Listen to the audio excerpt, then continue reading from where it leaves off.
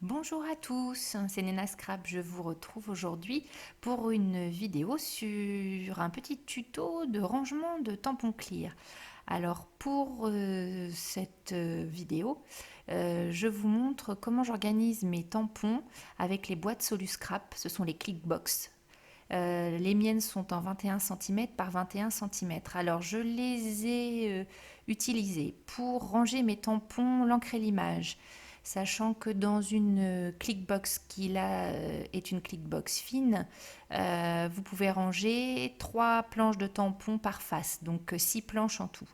Donc j'utilise mes transparents fournis dans les blisters de tampons. Je les positionne comme ceci, comme vous pouvez le voir, sur une feuille A4. Je photocopie cette feuille avec une réduction à 60 cm pour obtenir donc un papier plus petit avec l'impression des différents tampons. Donc là, on revoit l'opération de nouveau pour la deuxième face. Alors ça me permet d'avoir le modèle en fait de mes tampons sur ma boîte. Comme ça, ce modèle est visible de l'extérieur et je sais quels sont les tampons présents dans ma boîte. Alors voilà, on voit hop, la photocopie faite avec la réduction à 60%. Ensuite, eh bien, je réduis ma feuille en coupant le petit morceau qui m'intéresse.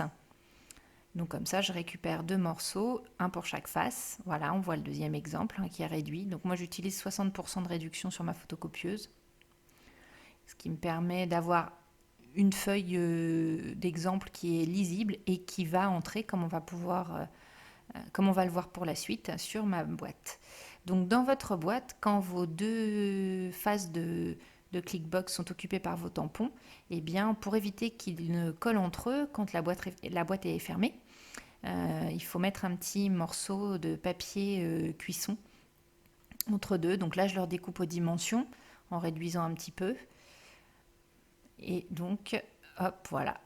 Vous voyez les tampons qui sont positionnés. Alors 3 planches, c'est bien. Vous avez à peu près, vous avez de l'espace. On voit ces tampons de façon tout à fait confortable. C'est pas très gênant. Et voilà donc ce que je vais faire avec mes petites feuilles photocopiées et réduites. Donc je les glisse dans une pochette plastique de bureau toute simple. Voilà, j'en positionne 2 par feuille. Et hop, je sors l'outil magique, donc la Fuse de chez We Are Memory, que l'on utilise en Project Life, notamment pour compartimenter des pochettes sur nos pages de PL.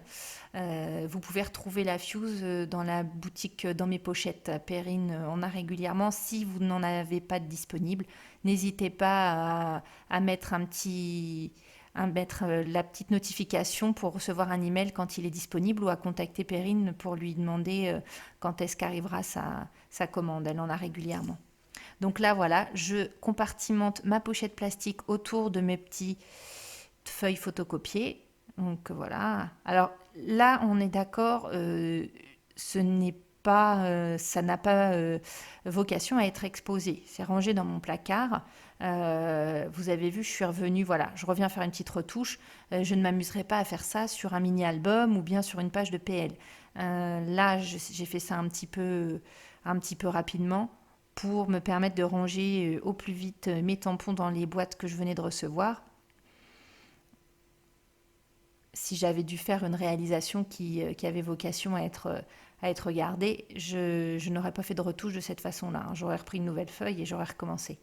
Donc je découpe au ras de ma soudure. Donc la fuse, ça permet de souder grâce à la chaleur le plastique des pochettes. Donc ça nous permet d'avoir une petite soudure qui est la même que celle qu'on retrouve à la reliure de la pochette plastique, là où vous avez votre petite bande de petits trous pour insérer dans votre classeur, vous avez une petite soudure plastique, on obtient la même chose. Et donc voilà, maintenant que c'est terminé, je peux positionner sur la face concernée mon petit modèle avec un morceau de double face.